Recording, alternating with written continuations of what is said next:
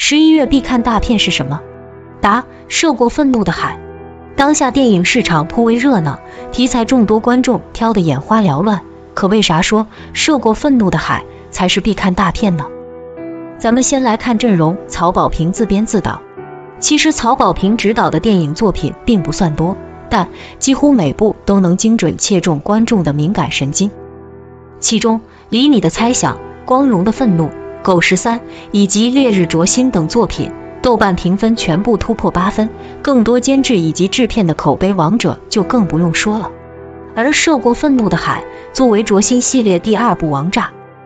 距开机已经过去了整整4年的时间，如今总算是能亮相各大影院与观众见面。大满贯影后加金马影帝，周迅加黄渤的配置绝对给观众猛扎上一剂强心剂，就连粉丝都高呼终于有个正经的大饼，能让华语实力派演员展现自己真正的实力了。果然，涉过愤怒的海上映首日口碑直接井喷，被国产影片为了1年的翔，终于看到一部在剧作和技术层面都做到极致的电影，年度最佳院线影片之一，一部如暴风般猛烈，如骇浪般汹涌的作品，后劲很足，也有很多细节值得细品，打算2刷 Max。 在国内的类型片里，奇观性、叙事性和社会关怀都做到了最高水准。从评论区这些小作文也能清楚地看到剧情给观众留下的震撼，大家纷纷开始长篇大论，释放无处发泄的情绪。4年始终坚持让这部影片得以上映，曹保平打了多少资方的脸，看来这回他又赌对了。说实话，看完涉过愤怒的海，我只想说2个字：意外。娜娜与多人发生关系，最后被捅整整17刀惨死，父亲老金拼上性命，开始了不管不顾的复仇之路。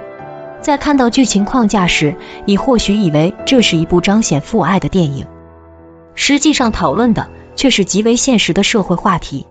路演现场，女主周依然坚决地说出了影片中的父亲并没有爱女儿，同时这句话又得到了其他演员和导演的认可。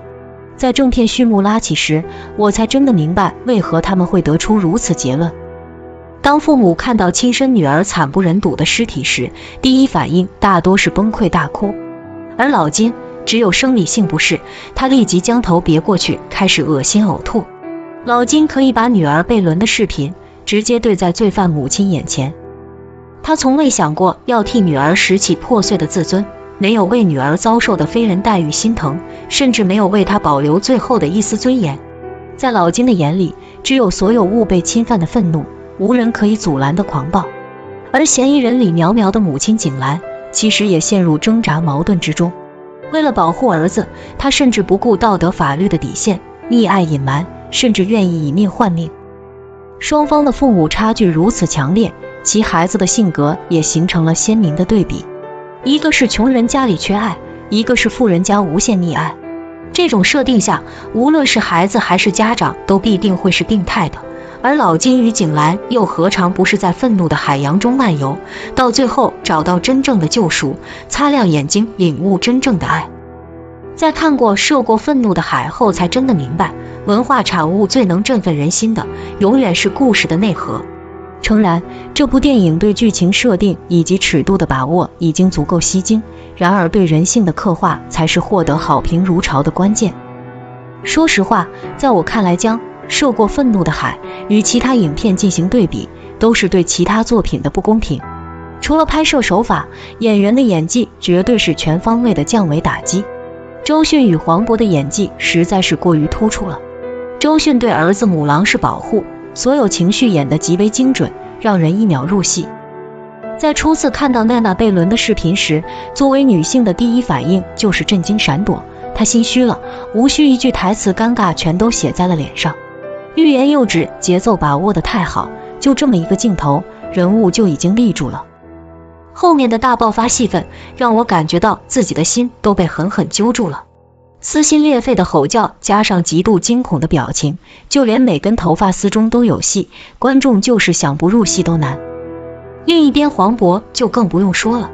黄渤与生俱来的喜剧天赋让老金这个人物更加鲜活饱满，也让娜娜受害像根刺一样深深戳进观众内心。在我看来，整部电影黄渤的演技是最大的功臣，他将老金的多面性诠释得淋漓尽致。我甚至不敢相信电影里的父亲形象能够如此鲜活且真实。黄渤不仅毫不避讳将老金丑陋的一面展现出来，甚至有种猛踹瘸子那条好腿的感觉，用烟头狠狠烫在观众的心窝上。你想骂他，但他表现出来几乎疯狂的状态，又让你难以将狠话点破。当黄渤与周迅两个人同框出镜，观众能直面感受到两种家庭理念的鲜明对比，他们的碰撞让孩子受到的苦难更加直观。同时，周依然和张佑浩两位青年演员演技也全程在线，甚至这两位演员之间的互动完全超乎我的想象。他们所涉及到的大尺度完全不让人作呕或故意露肉，而是真的在人物之中把极端情绪演得丰富多彩。在我看来，涉过愤怒的海能被排在年度好片前5都不为过。一部充满争议的犯罪故事，其中夹杂着复杂的人性，而具有深度探讨空间的父爱母爱，这不仅仅是悬疑犯罪，更是成年人的教育片。在过审的边缘疯狂试探，如果说坚如磐石，让观众对过审底线彻底无望，那么涉过愤怒的海绝对是导演与审核对抗的满分案例。谁说积压片子烂就是审核的锅？这不也能拍出叫好又叫座的犯罪大片吗？我敢说，国产犯罪高口碑片单，涉过愤怒的海必定会占有一席之地。